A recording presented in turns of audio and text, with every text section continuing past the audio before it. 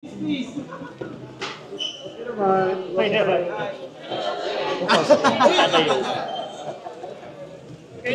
See you, Tay.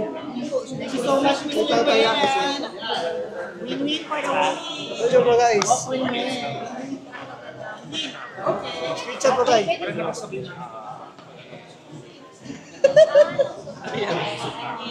Wala yarn. Kaya nung pinalo kita sa ano ay, Ay, salamat. ang batch niya kasi. Wow, ko na lang. Yung IG ko ah. Hey brother, ayan na. Papay daw. Baka ano siya.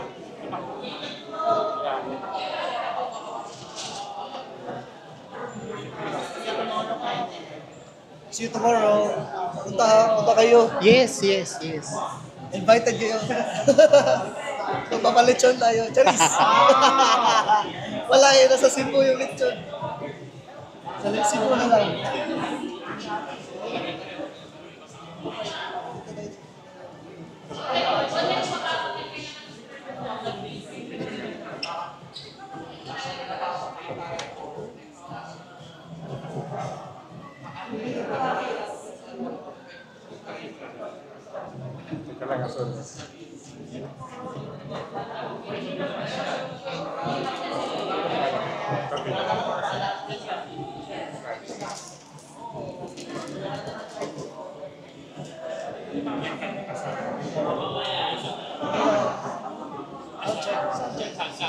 Ay, Akin, congratulate sa position ko national fourth runner-up.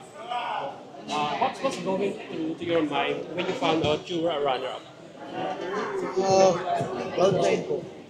I can't believe na makapasok ko sa top 10, top 5. Actually, sa top 10 nga, parang hindi ko nga alam na makapasok ko sa top 10. So I was so surprised that time.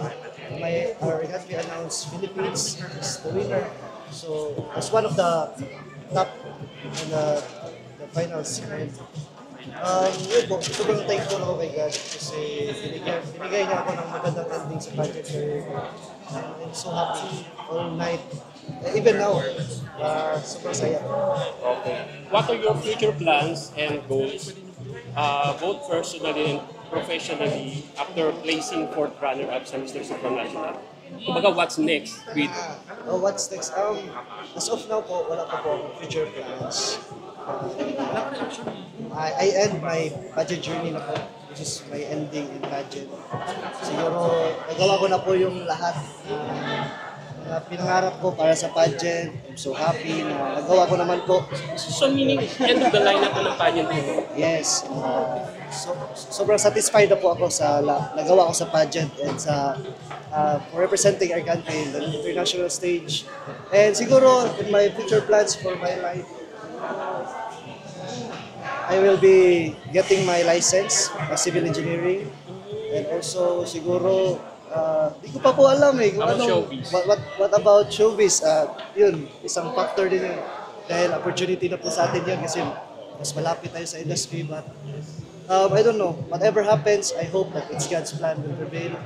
What's God's plan for me? Okay. How's your trip in Europe. Rome, Austria, and Switzerland? Sobrang. Actually po, this is my second country, Europe. Continent pala. Nandun na po last time sa Australia. But parang testing lang po yun para preparation ko for Europe. Sobrang saya po. Parang makonsider ko siya as my first country kasi di ko masyado na-enjoy yung sa Australia ko. Dahil iniisip ko pa ba yung responsibility ko and preparation ko sa pageant.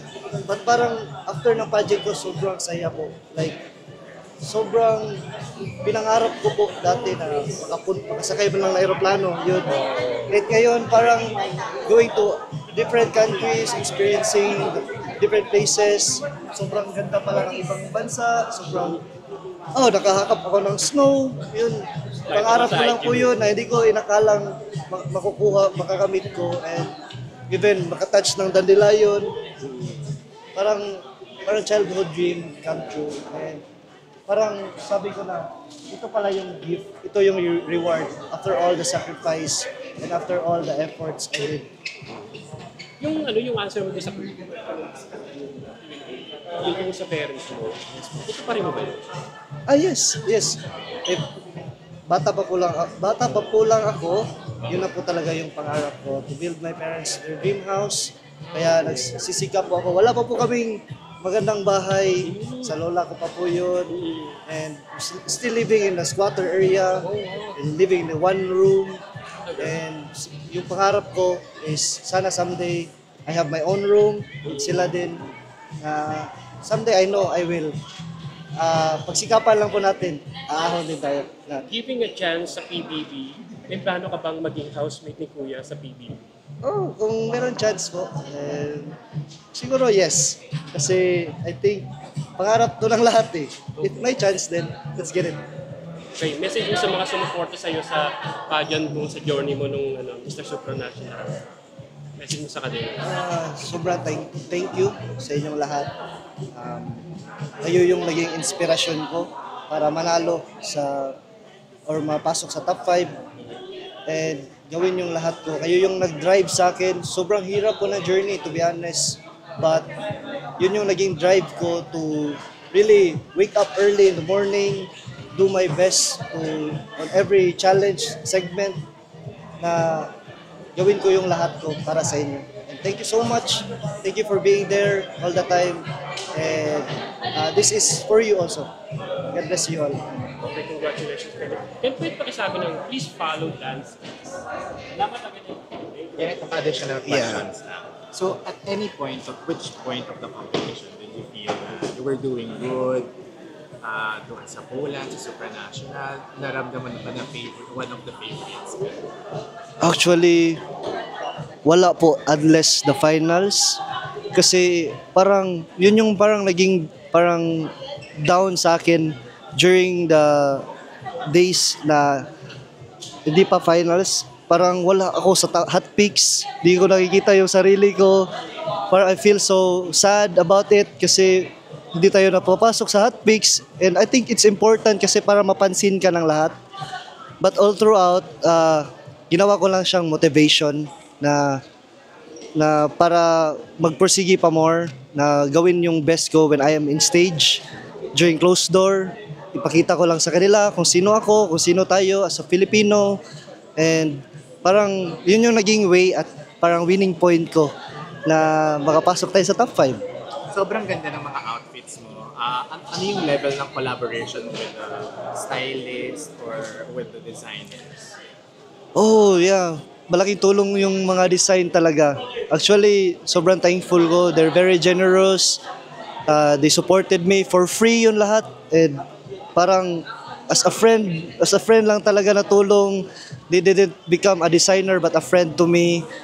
Parang sobrang thankful kasi andyan sila. And yun, sana marami pa silang kings and queens matulungan in the future. Dun sa Poland ba, nagkakausap kayo ni Tara, like, you guys motivate each other, or meron Actually, or wala? Separate? medyo meron, pero hindi na masyado kasi busy din sila sa activities nila. Kami more on adventure, more on daily activities, more on tours. And sila, meron din sila.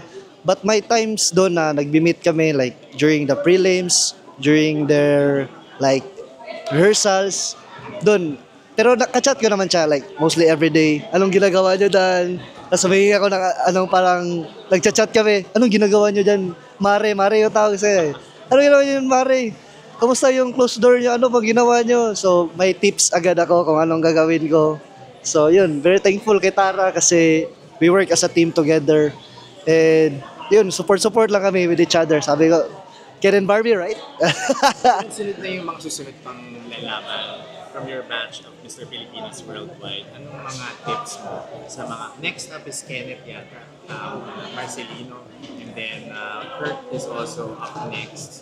Sa mga brothers ko, I have this advice that I give to myself, which is the 3 P's, which is first, prayer. Prayer is very important dahil wala naman po tayo dito kung wala si God. And you always put God first in the center. Walk with God, talk with God, do it with God. Kasi no one is bigger than Him, stronger than Him, smarter than Him.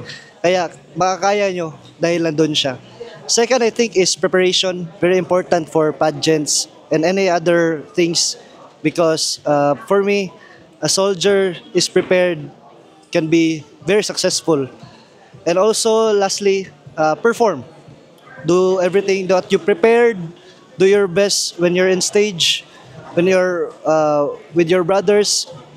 Enjoy it while also doing your best performance that you can give for our country, for our people.